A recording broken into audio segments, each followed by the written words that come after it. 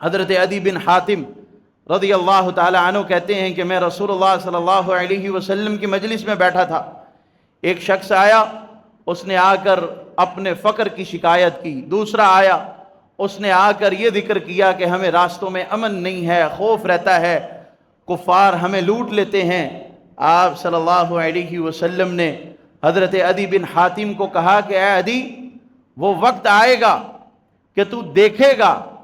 کہ ایک عورت حیارہ سے سفر کرے گی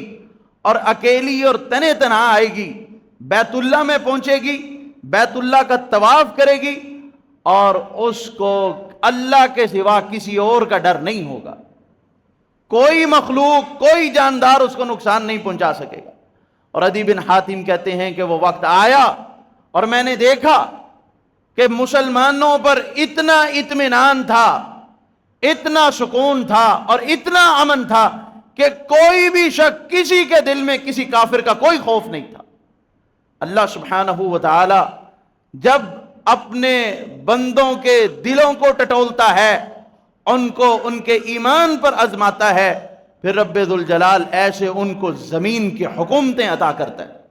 اور ان کو برکتیں عطا کرتا ہے۔